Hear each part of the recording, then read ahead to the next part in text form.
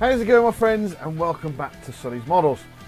So in this series we're going to be looking at Airfix's 1/72 Wellington. I've been looking forward to this one for quite a while, actually since it come out, because I've really wanted to redo this, but I've had a bit of a thing with Airfix for a while. I haven't really enjoyed making them, I've had problems building them and this, that and the other.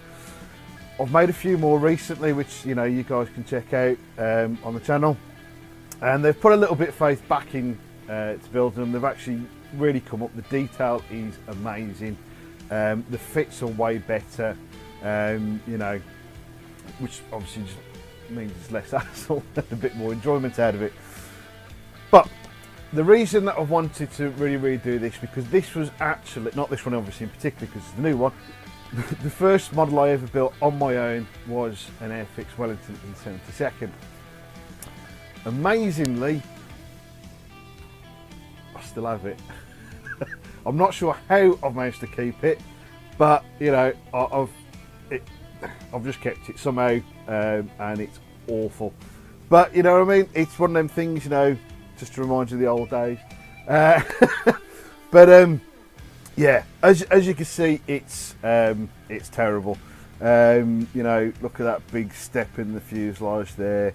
You can even see somewhere, is it on the bottom? Oh no, you can see it there, where I spilt some thinners and it melted the plastic. Even see it even more there, but you can see, you can just see how bad that is. It's terrible. But of course, it's just way back when. I can't remember when. I can't remember how old I was.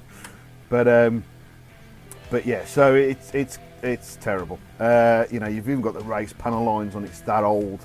But we're going to look at the new one. So I'm really looking forward to doing this one.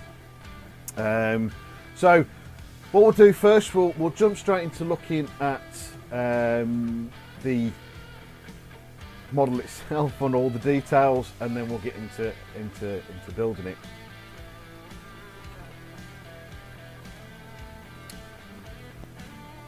So here we go. There's the main fuselage, very nicely detailed. As you can see, you've got all the struts there, the framework, as I say struts, the framework there for geodetic structure, and it just carries on throughout. It's absolutely amazing. The only problem is, there's two problems in a fashion. You can't see the detail very well once. If we put this back together again. Now, as it is, because it's unpainted, it's probably not as bad. You can actually see it. So, you can see into it. There's a bit of shadow there, sorry, but you can see into it. But once it's all painted, you're not really going to see much of the detail on the inside, which is a shame. You've got loads, absolute shed load of ejector pin marks, but again, because you're not going to see it, I suppose it's not really a problem, but there is hell of a lot.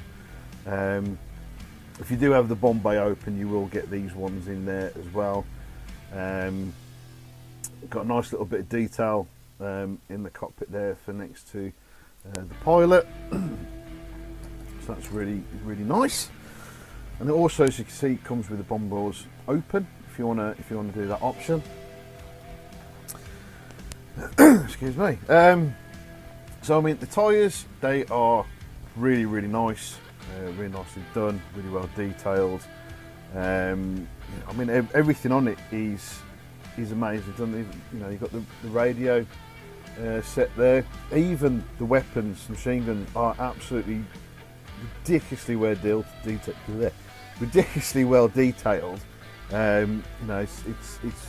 amazing. It's really good. Undercarriage nicely detailed as well. So it's really cool. Actually, it's really nicely done. The wings, you can see all the geodetical structure underneath the fabric. Some of the bomb bay section as well. So that's the main floor. So you've still got the geodetic there as well. The divide between in the bomb bay there as well, which again, lovely detail on that, and even some of the main structure, the ribbing as well. I think that section there is just between the pilot and the radio operator's position there, but again, very, very well detailed. I'll quickly show the instructions because there's a bit I quite like in the front page, which is this part here, telling you all these parts that are green you can get away with not putting in.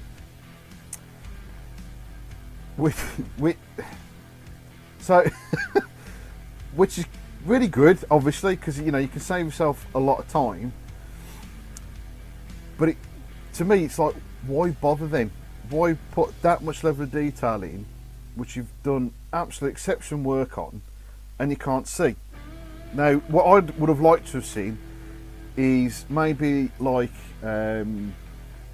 HK's 1/32 Lancaster. You've got the option of having a clear side.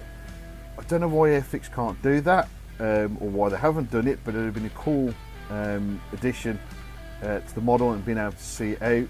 I suppose maybe you could possibly butcher the model a little bit and maybe, you know, cross-section it yourself, you know, so you're able to see inside. But again, like I said before, if you did that, you've got to try and contend with these ejector pins, and I had thought about it, and I'll be honest with you, I don't want to have to contend with that because I just can see me screwing it up. So I'm not going to do that. Maybe in a future version I may do that, but they've come up with a lot of the detail, even down to the toilet.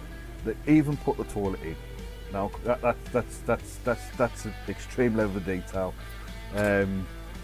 you know, but as you can see, you know, they've done an amazing job on it. It's, you know, I haven't even started it yet, and it's beautiful. I absolutely love it. You know, so there's two versions, or two markings you can do on the kit. So they've got a nice pull-out print of the markings. So this one is based off the Wellington at Brooklands.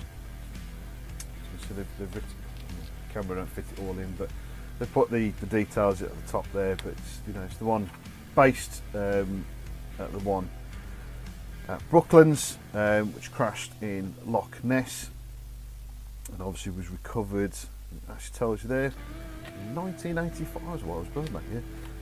1985. So on this version, you've got basically all the clear sides. So sort of mid window down the side of the fuselage, and I'm going to call it a side view and window. I'm not quite sure the point of that one because it's not one I've usually seen, but these, I think these are quite these are the early ones. There's Mark 1A's, you know. So, and then the other option is based on a New Zealand squadron, 75 squadron, based out of Norfolk. This one has actually got a really cool story behind it, and I think this is the one I was going to do. I put it to my couple of my friends, and this was the one that they said, because admittedly the history of this one is a lot more interesting. Basically, really briefly, one of the engines caught fire. It's the starboard side one, if I remember rightly. Caught fire. Pilot, or sergeant pilot, sorry, I should say, James Allen Ward, climbed out through the Astrodome on the top of the aircraft, down out onto the wing, and snubbed the fire out. And obviously was awarded the Victoria Cross for this. So we're going to go for this one because it has got the more interesting history. It also means I haven't actually really got to bother so much with the interior, because as you can, I say you can see because it's black, but the side windows are all blanked out, so I haven't got to worry too much about the the inner detail on that there. So that's the version we're going to go for, and what we'll do now is we'll cut to the building and let's get underway. Right, so I did kind of say I wasn't really going to bother too much with the interior, but I decided that when you've got the canopy on, I reckon through the doorway left of the pilot's seat there, I reckon you're still going to be able to see probably into the back a little bit. So I thought it'd be probably a good idea just to put the radio operator's position in, and I also put the navigation area in as well, just in case. You know, it's just literally just in case you can see it. I'd rather kind of see it than just sort of be a black void, really. So yeah, so it's all fitted together, you know, really nicely. There's been no issue with fitting. All the parts have got in really nicely. So yeah, pretty pleased with it. So I've started off with the inner skin, just again in case you can see it. I've used AK's clear dope, and then with a sort of a mix of a bit of red and black, so it comes out burgundy to give that sort of you know, doped looking effect. Again, also painted the in the structure again, just in case you can see it. Actually, it's quite weirdly therapeutic, that one. But yeah, so you can see that's all the inside's all done. The front section is black, which it would have been on the real thing, because you don't want all the anything bright and shining through, just in case. It also, I think it also helps with the pilot's night vision as well. So next we move on to the wings, and these are very quite nicely done as well. We've also got a nice clear part for the sort of the landing lights, which are again really nicely done. The nacelle comes in two parts. They've also got the doors set open. If you wanted to have those closed, you can cut them off. It's the same as the bomb bay. They're all set open, but you just cut them off and put the closed bomb bay section in. But again, they fit all very nicely all together. The top half of the wing has the top half of the nacelle there, which you'll see in a second going on. It fits all really nicely. There's a bit of a spring in the inner part of the wing root, but glued it down, held it for a second, and it stuck. There was no real major issues with this. The fixing of the wings onto the fuselage is nicely done also. As you can see, it has a wing spar, and all you have to do is just slot those on, and they pretty much click into place. You don't really need to glue them, but I did glue them just in case. I also reckon that if you decided to, you could actually just fit the wings on with one half of the fuselage, so you could see the inside, but I wasn't quite sure, so I just did the whole thing anyway. Now I decided to add a little bit of change or modification, if you like, to the rear gun turret, because I'm having this set as it's, you know, sat you're sort of ready to go up or ready to bomb, or even maybe to just come back and, you know, the crew have exited the aircraft. So I cut open the back doors of the rear turret, and I'm going to have that set at a sort of like a 3 o'clock sort of position, so sort of side on, so the rear gunner can get out. Next, we moved on to masking. I'll put a link in the description. I did a little video on masking canopies. You know, this is quite a fairly easy way. It's not too bad on this. There's not a lot of glaze to have to, you know, mask out. The turrets had got a little bit more to do, but to be fair, they were quite good because they're quite, you know, quite big windows on them. And then just filled it in with some liquid mask. And then once that's all dried, she's ready to go for paint. So there we go, my friends. That's the build done. In the next episode, we will be looking at painting, weathering and finishing the model. So I hope you guys have enjoyed this episode. Stick around for the next one. So if you haven't done so already, put the bell notification on, so that will tell you when that's out. Also, if you have enjoyed the video and you're new around here, please consider liking and subscribing to the channel. So again, thank you guys ever so much for joining us, and I'll catch you again soon.